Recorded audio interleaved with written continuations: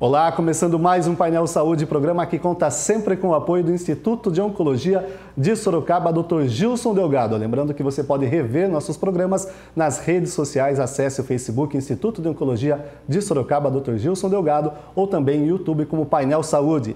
O programa Painel Saúde debateu, conversou, discutiu durante todo esse mês de outubro sobre a campanha Outubro Rosa. E hoje, encerrando aí esses poucos dias para terminar o nosso mês de outubro, a gente recebe aqui em nosso programa com muito prazer Dr. Carlos Eduardo Ribeiro de Moura. Ele é diretor técnico do Instituto de Oncologia de Sorocaba. Perdão, ele é diretor, né? Diretor técnico é o Dr. Gilson, né, Dr. Carlos? Gilson. Diretor do Instituto de Oncologia e oncologista clínico na cidade de Sorocaba. E também de volta ao nosso programa, a nutricionista do Instituto de Oncologia de Sorocaba, Ana Célia Aires Delosso. Doutor, seja bem-vindo. Muito obrigado. Faz tempo que o senhor não participava com a gente. É sempre bom receber o senhor. Sim, viu? obrigado. Ana, tudo bem? Tudo bem, Fábio. Bem-vinda novamente ao programa. Obrigada. Ana, deixa eu começar com você. O programa é Outubro Rosa, a gente está aqui com o Laço Rosa, que é o símbolo maior da campanha. Daqui a pouquinho o Dr. Carlos vai falar um pouquinho aí sobre essa campanha que já está a poucos dias de se encerrar, mas é sempre muito importante a reflexão em torno desse tema, que é a prevenção e a conscientização do câncer de mama. Com certeza. Ana, uma primeira pergunta. A boa nutrição, ela torna mais fácil o tratamento do câncer? Com certeza. A nutrição, ela caminha junto, por conta exatamente dos tratamentos antitumorais, eles serem bastante agressivos ao organismo. Então, sabendo que isso vai causar uma resistência um pouco menor, nós temos que estar com a alimentação em dia, né, com nutrientes importantes, né, que já são descobertos dentro aí da oncologia, para que a gente possa ter uma alimentação mais adequada e consiga sobreviver, vamos dizer assim, vencer, né, os tratamentos antitumorais. Radioterapia, quimioterapia, imunoterapia, através de comprimidos, todo aquilo que o oncologista clínico determinar. Nós discutimos aqui no Painel Saúde, né, durante todo esse mês de outubro, dentro da campanha Outubro Rosa, essa questão da prevenção, né, de você ter esse alerta a respeito do câncer de mama, e é sempre muito importante. Então isso ajuda muito o indivíduo que tem uma alimentação mais saudável, balanceada, regrada, a ter essa prevenção, a esse cuidado. Com certeza. O que a gente pode falar em termos de prevenção, se eu fosse enumerar uma das coisas mais importantes, é o controle do peso para as mulheres, né, evitando, né, o câncer de mama. Hoje, através dos estudos, está mais do que comprovado, né, que o grau de sobrepeso e obesidade, eles são fatores, né, importantes para tanto a reincidência para quem já teve o câncer, como também para o início do câncer. Porque diferentemente das outras carcinogêneses, ou seja, o processo onde se começa os tumores dentro da mama e dos hormonais, digamos, próstata, né, que se refere aí aos hormônios gonadais, a obesidade, ela é um fator que ajuda o aumento desse tumor e o aparecimento desse tumor. Então, muito importante, né? Uma alimentação equilibrada, uma alimentação regrada, como você falou, com disciplina em relação a frutas, os vegetais, né? Um controle de peso, principalmente para as pessoas, né? As mulheres que já estão ultrapassando os seus 50 anos nessa faixa, né? Onde deve ter exatamente a gente tem uma facilidade maior de ganhar o peso e uma dificuldade maior de fazer a perda e o controle desse peso. Então tem que procurar, né, as pessoas, né, os especialistas, as nutricionistas, para que seja feita uma reeducação alimentar, né, para prevenir exatamente o aparecimento dessa doença que tem um tratamento e né, muitas vezes difícil de ser levada. Falando em alimentação saudável, né, o nosso telespectador já viu aqui que tem uma bandeja aqui com belos alimentos. Eu trouxe alguns exemplos de alimentos que, na verdade, ajudam, né, a prevenção e também, né, durante o tratamento, né, de químio e radioterapia. Daqui a pouquinho a gente vai conhecer melhor a função e a importância de cada um deles. Doutor Carlos, antes da gente entrar aqui na parte da Ana mostrando ali a função bela, né? Alimentos, né? Deu até vontade, né? Deu até fome, né, doutor? Esse horário ainda. Doutor, qual a importância, a gente estava conversando aqui um pouquinho antes do programa começar, falando da campanha Outubro Rosa, que começou em Nova York, é isso? A gente já teve uma série de programas, né, Fábio, mostrando a história, já tivemos um programa com a parte da psicóloga conversando sobre isso. O Dr. Brondes, a doutora Letícia também já conversaram sobre o tratamento. Durante todo esse mês passaram o Dr. Gilson, o Dr. Brondes, a doutora Rita. E realmente, em 90 tinha uma corrida em Nova York que era a corrida contra o câncer, né? E aí todo ano se fazia, e aí em 97 eles perceberam o seguinte: poxa, a coisa deu tanto certo, que bom instituir isso nos Estados Unidos inteiro. E instituir nos Estados Unidos, acabou o mundo inteiro abraçando. A campanha acabou ganhando destaque. E aí hoje vários países realizam Outubro Rosa como mês para lembrar esse problema. Mas a gente quer lembrar o seguinte: Outubro Rosa é para lembrar, não é para esquecer no resto do ano, né? Janeiro, fevereiro, março, abril, você continua pensando nisso. Outubro é um mês que marca, mas o ano inteiro as coisas têm que se manter, né? Todos os tratamentos, médico, especialista. Esse mês de outubro ela ganha um pouco mais de força, né, doutor? Mas durante o ano mantém-se tudo tem que ser debatido, perfeitamente. Né? E a prevenção deve continuar. Sempre, né? Não é só em outubro. Doutor, quando a gente fala em prevenção do câncer de mama, você um oncologista reconhecido, um dos mais renomados da cidade de Sorocaba, o que a mulher pode entender como ela pode se prevenir? É fazer autoexame? É a mamografia? Ou vai muito mais do que isso? Fábio, é tudo isso, né? Primeiro, a mulher com autoexame ela vai se conhecer, né? Então, a mama da mulher uma mama não é igual a outra. Você pode ter carocinhos na mama que não significam nada, pode ter carocinhos que significam alguma coisa. Então, a mulher que tem lá os seus cistos de mama já reconhecidos pelo médico, pelo ultrassom, ela vai acompanhar. Um belo dia surge algo diferente, é hora dela procurar o médico. Vai ao médico, ele vai fazer uma bateria de exames e assim começa ou não o tratamento de uma doença como essa. Quanto mais no início, melhor é, quanto mais tardio, mais difícil fica. E aí você tem todo o apoio de todos esses profissionais. Quanto mais precoce, melhor. A Ana Célia, já como nutricionista, vai ajudá-la a poder fazer um tratamento mais adequado, a psicóloga vai poder ajudá-la a conviver com essa situação, os tratamentos não vão ser tão pesados quanto deveriam se a doença for mais avançada e o índice de cura com certeza é maior. Então, tudo que é no começo é mais tranquilo. Também não significa que é mais tarde e está tudo acabado. Não, não. Nós temos tratamentos para essas situações também. Só que os tratamentos são mais pesados. Mas há chance de cura também em doenças mais avançadas. Mas é óbvio que o diagnóstico precoce ele é sempre mais fácil, né, doutor? Não tenha dúvida. Hoje nós temos meios tecnológicos para fazer esse diagnóstico. Bem frisou, qualquer doença, né? Sim. Não só da área oncológica, que é sempre o nosso tema discutido aqui no Hoje há tecnologia para isso, há especialistas para isso. Então hoje a gente consegue fazer um diagnóstico mais precoce. Mamografia, ultrassom, autoexame, tudo isso junto ajuda a facilitar o exame. E felizmente também, né, a cura, né, em termos de porcentagem de tumores de mama tem aumentado muito. É muito difícil a gente não conseguir vencer um tumor de mama hoje. Agora, eu acho que isso também não significa que está tudo fácil. Não é fácil, não é fácil. Mas desde que a gente trilhe o caminho bem no começo, menos pedra no caminho, mas tem muita pedra no caminho. E os pacientes também aderirem a esse tratamento, que é bastante importante, né? A parte alimentação, entendeu? Para fazer os tratamentos. A gente percebe que tem muitos pacientes, né, que passam aqui, né, dentro do instituto e que levam, nossa, muito bem, numa boa, mas assim, se disciplinando, né? Fazendo aquilo que o médico pede, fazendo aquilo que a gente também, né? Pede. Então, quer dizer, ajuda bastante, né? Quer dizer, mesmo passando aquele início de revolta do porquê eu com essa doença, entender o diagnóstico, é levar. E hoje eu acho que está cada vez melhor isso. Agora, né, doutor, esse entendimento. Isso que a Ana bem, né, colocou é devido também a resultados de campanhas como Outubro Rosa. Né? Hoje a gente tem Outubro Rosa, que é uma campanha a nível mundial, que tem uma força muito grande, né? Um destaque enorme. E não só a campanha. Depois já vem o Novembro Azul. Então, mas não é só a campanha. Hoje nós temos depoimentos de pessoas durante o ano todo, não apenas em outubro, falando que teve o problema, venceu o problema, tratou o problema. Testemunhos são muito importantes na nossa vida. Há muito tempo, as pessoas tinham muita dificuldade de falar sobre câncer de mama. Hoje, graças a Deus, esse estigma tem diminuído.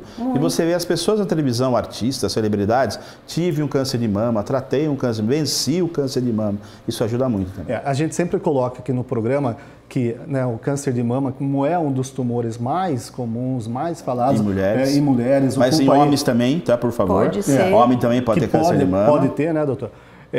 Mas por ser um tumor muito assim, né, acessível da população, conhecido, está ali no ranking entre os primeiros e tal. ele ganhou muita notoriedade e facilidade das pessoas, não só mulheres, falarem sobre o tema, falarem, né? Evitarem aquele termo que usava-se antigamente, aquela doença. Hoje se fala câncer de mama com muito mais, né, naturalidade, né? Não tenha dúvida. E à medida que você se expõe o problema, várias pessoas se unem para resolver. Nós temos Sorocaba Liga Sorocabana, que foi criada há muito tempo atrás justamente para dar apoio a essas pacientes, e outras associações criadas com esse fim.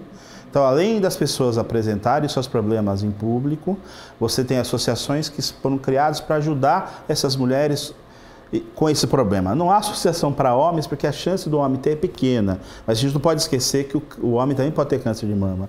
Mas vamos pensar na maioria, então as mulheres têm esse apoio hoje que é muito grande. Gostaríamos que esse apoio também acontecesse nas demais patologias, mas em mama isso está muito bem direcionado, muito bem resolvido.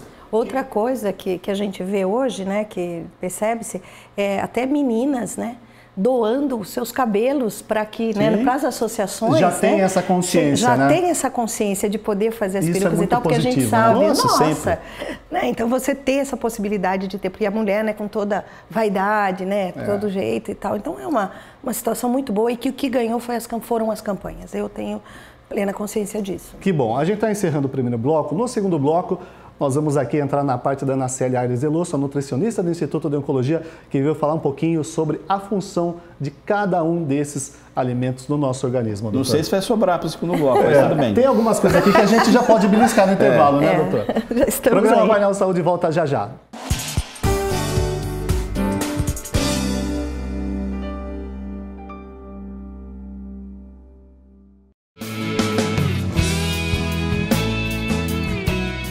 Um dos caminhos mais eficientes no tratamento do câncer passa pela quimioterapia, a interação medicamentosa que consegue acabar com as células da doença. O Instituto de Oncologia tem uma unidade exclusiva para o serviço quimioterápico.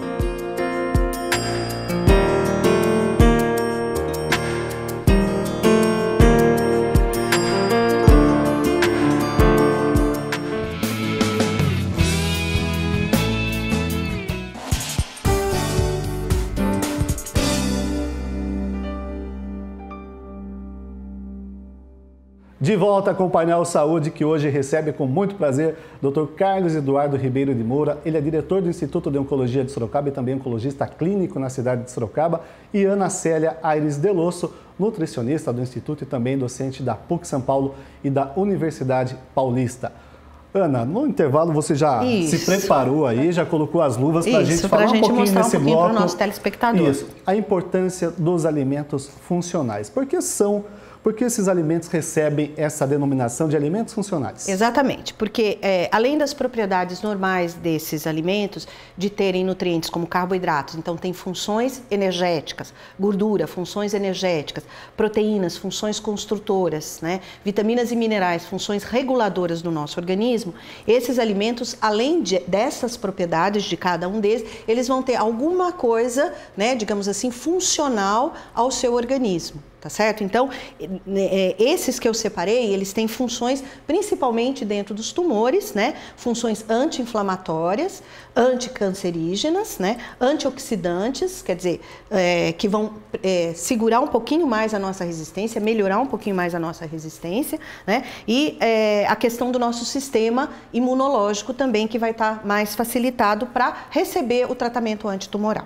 Mas esses alimentos, o ideal é que a pessoa já tenha esse hábito de consumir diariamente. Ela não precisa ter o diagnóstico de nenhuma neoplasia maligna para fazer a ingestão regular desses alimentos. Por isso o que ideal a gente que a gente, no dia a dia, já coloque esses alimentos na nossa refeição. Na nossa refeição. Como você mesmo conversou com o Carlos, vocês estavam comentando, a nossa refeição, ela é uma refeição diária que tem que seguir princípios de disciplina, de todas as situações. Então, com certeza, esses alimentos devem fazer parte, né, com mais frequência. E na prevenção, ainda melhor, né? Porque aí você vai estar melhorando o seu organismo a não receber determinados tipos de doenças, né? Por onde a gente pode começar? Nós podemos começar aqui com a parte dos anti-inflamatórios, né, que é o ômega 3, que é o fitoquímico, ou seja, o ingrediente fitoquímico nutricional que vai ajudar. Ele está presente no salmão e também na sardinha, né? Eu tirei essa sardinha aqui para mostrar para o telespectador que, na verdade,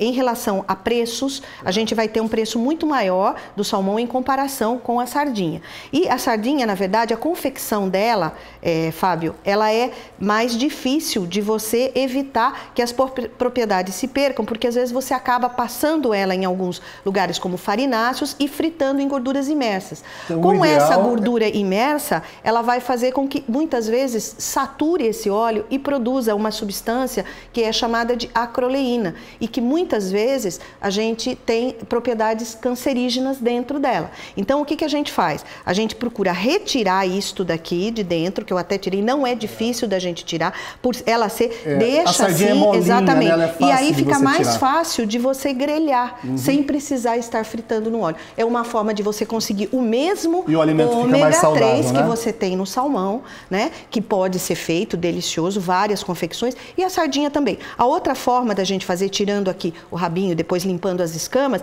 é também ela ensopada, né? Então tomate, cebola, um pouquinho de pimentões, né? O tomate bastante importante, fica bastante saboroso também. Então o peixe, ele é o que mais contém as quantidades de ômega 3. É um anti-inflamatório, é preventivo, dá para ser utilizado. Bacana, né? Se a pessoa não puder o salmão, troca pela sardinha, que é mais em conta. E as sardinhas em latas também. O óleo da sardinha em lata também pode ser utilizado, a não ser assim, ele vai ter um pouco mais, mas ele tem o ômega, ele tem um pouco mais de caloria. Então muitas vezes as pessoas compram a forma light, que essa sardinha vem em água, ou o atum mesmo, né? Então são peixes. Normalmente os peixes que têm mais ômega são das regiões gélidas, frias. Por quê? Porque ele tem que ter uma capa de gordura térmica isolando essa frieza. Então, é a hora que a gente tem, então, uma quantidade maior do ômega 3. Ana, para encerrar aqui a questão da sardinha, do salmão, dos peixes, qual a importância, quantas vezes por semana? Então, é importante essa pergunta, porque a gente tem, dessa forma,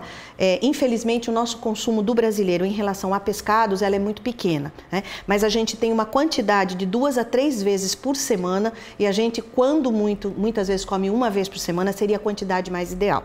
Para isso, o que existe? Existem cápsulas de ômega 3. Dentro do nosso protocolo aqui do Instituto, a gente já tem. Então, 2 gramas de ômega é uma quantidade diária acessível. Se a pessoa quiser comprar as cápsulas de ômega, né, elas são produtos naturais, é ômega 3 só, pode substituir. E ela deve consumir 20 minutos antes das principais refeições. São cápsulas com 1 grama, tomando 2 por dia. Tá. Mas, Ana Célia, eu prefiro comer o peixe com ômega 3 do que a cápsula. E é bastante. Agora, as absorções, doutor Carlos, elas são iguais, tanto da cápsula quanto o dos alimentos, porque às vezes acontece alguma coisa em termos de medicação ser diferente. Tá certo. Os outros alimentos, né? Então aqui a gente tem, em termos de antioxidantes, ainda, anti-inflamatórios, desculpe, os ômega 6, né?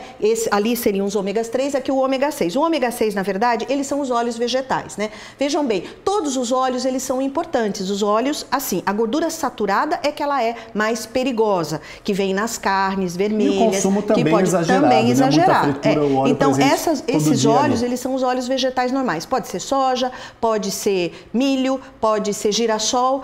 Assim, o que diferencia em relação ao óleo, na verdade, é só o canola, porque ele tem alguma propriedade do ômega 9 junto, que é o ácido oleico presente no azeite. Mas veja bem, do azeite, como ele é só o ômega 9, que é muito importante também por conta das doenças cardiovasculares, aí esse ômega 9, se você esquenta, ele vai perder a propriedade. No canola, ele não perde. Então, por isso, o canola, inclusive, é um preço diferenciado do mercado.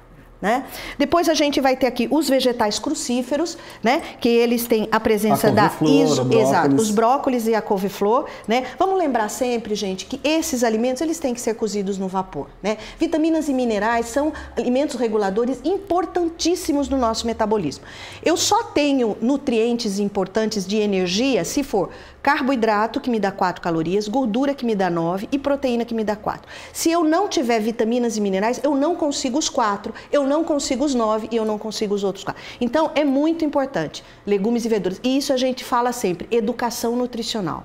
Deixa as crianças comerem muito, né? Porque aí vai prevenir muito. Né? Coloque ele no dia a dia, né? Os outros fitoquímicos também, ou fitoquímicos ou funcionais, é a mesma propriedade, né? São os mesmos, são sinônimos. A gente tem os carotenos e beta-carotenos e licopenos desta família aqui, né? Que também tem, então, as frutas, né? Que a gente tem a manga, tem a laranja, cenoura e o tomate. Mais o tomate com licopeno e o restante com beta-caroteno, tá?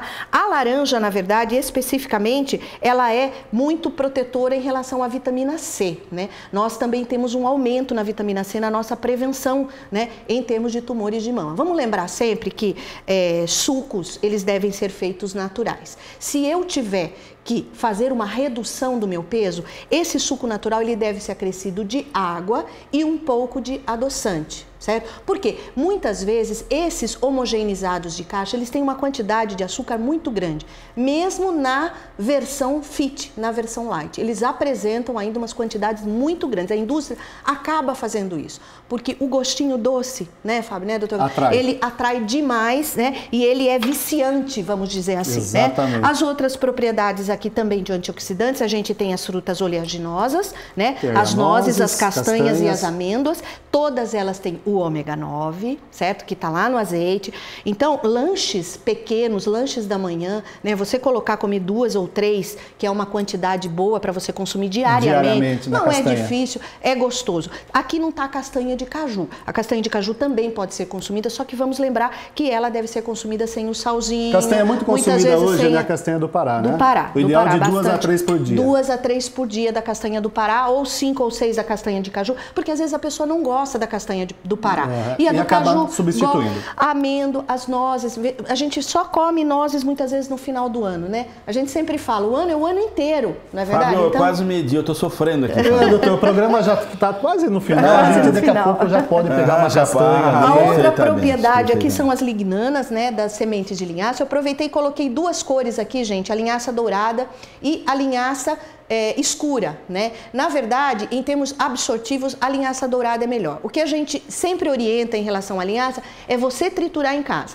Porque se você quiser comprar a farinha de linhaça, ela pode estar misturada com algum ingrediente. Então, certo, a gente comprar e triturar. É mesmo. muito fácil de fazer a trituração, você sabe que você está triturando, né? Porque muitas vezes existe a mistura. Mais saudável, né? E aí sim, saladas de frutas, iogurtes, evitar um pouquinho de colocar nas refeições principais, porque às vezes você tem que absorver alguns minerais importantes, como o ferro, que já é mais chato de ter uma absorção e tal, e isso aqui ele pode ser um fator antinutricional dentro desses alimentos, né? Certo. Os alimentos integrais também, e aqui as 2 farinhas, né? Que a gente chama, são grãozinhos que também podem ser utilizados, a chia e a quinoa, né? Então elas são importantíssimas. Famosíssimas aí, elas têm propriedades importantíssimas em relação aos fatores fitoquímicos, né? As 2, tanto antioxidantes, anti-inflamatórios. Então a gente pode estar fazendo na forma de chá. Existem milhões de formas que a gente pode estar utilizando. São produtos agora mais conhecidos, né? Então a gente sabe que pode confiar. A outra questão são a cebola aqui também e o alho, que ele tem o diasulfoneto, que é também importante. Ele é um anticancerígeno. Cebola, alho e o alho poró. Também. O alho poró, inclusive, em termos de confecção, é muito gostoso de você fazer. O que eu acho importante, exatamente, gostoso, né? Quando a gente fala muito, né, nessa questão de condição de você melhorar peso em relação a coisa, às vezes você não gosta do arroz integral, né, que vai conseguir diminuir um pouquinho a formação da gordura, porque o açúcar simples, normalmente a pessoa não gasta, então ele vai formar tecido adiposo. Dentro da alimentação normal, quando você pega alho poró ou alguma coisa, brócolis, os crucíferos e coloca no arroz, você já abaixa da mesma forma o índice glicêmico desse arroz branco. Porque às vezes as pessoas não gostam de comer o arroz integral, o alho poró, que também é maravilhoso. Ele né, ganhou o mercado hoje, né? Ele é muito saboroso, tudo, né? Muito saboroso. Só não fazer assim coisa muito frita, mas os quiches de alho poró, né? As tortas de alho poró. Já tá dando fome, né, doutor? Eu posso ver melhor aquele da amêndoa, da castanha? Pode, claro que vou pode. dar uma pesquisada melhor. Então, agora a gente deixou... eu deixei por doutor, último, Fábio, pra gente falar um pouquinho em questão da soja em relação aos tumores de mama, né? Então, na verdade, existem muitas coisas controversas. Aqui eu coloquei a soja em grão, né? Na verdade, a soja, ela é meio controversa em relação a usar mesmo na prevenção. A pessoa, na prevenção, como uma dieta normal, esse si, ela tem um fitoestrógeno, que seria um estrogênio da forma natural, que não vai substituir os hormônios que são do tratamento, muitas vezes das quimioterapias, das junções de medicações. Então a gente pede que aquelas pacientes que já têm e já são pós-menopausadas, para que não entre em atrito com, vamos dizer, em competição com um medicamento que é utilizado no tratamento pós, né, a quimioterapia, que é o chamado tamoxifen, evitar o uso da soja ou o ADES, etc. Tá ok? Que é a proteína de origem vegetal. Tá? Acho que é importante. Eu acho que assim, o que a gente precisa, exatamente. Eu acho que o mais importante em relação a tudo isso na alimentação é como você falou, Fábio, no começo, né? Uma alimentação equilibrada, balanceada, que evite o excesso do peso. Que bacana, certo? Mas deu para entender muito bem e foi assim a explicação rápida, mas muito importante, né, doutor? Perfeito. Tá bom a castanha, doutor? Esse é o doutor Carlos, Esse é o doutor Carlos. Daqui a pouco eu vou pegar uma castanha dele. Pois, faça a mesa. O programa Painel Saúde conversou com a nutricionista do Instituto de Oncologia, Ana Célia Aires Delosso, e doutor Carlos Eduardo Ribeiro de Moura, diretor do Instituto e também médico oncologista na cidade de Sorocaba. O tema foi prevenção, terminando a campanha Outubro Rosa que o Painel Saúde discorreu durante todo esse mês. A você, muito obrigado. Se você tem alguma dúvida, o nosso e-mail está à sua disposição, painelsaude@gmail.com. O apoio do Painel Saúde é sempre do Instituto de Oncologia de Sorocaba, Dr. Gilson Delgado. Obrigado pela audiência, um abraço.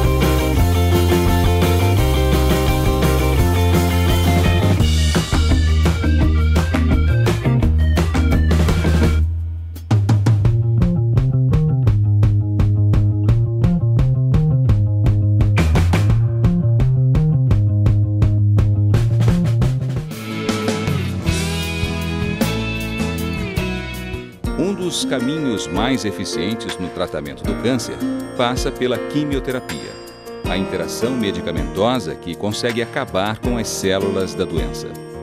O Instituto de Oncologia tem uma unidade exclusiva para o serviço quimioterápico.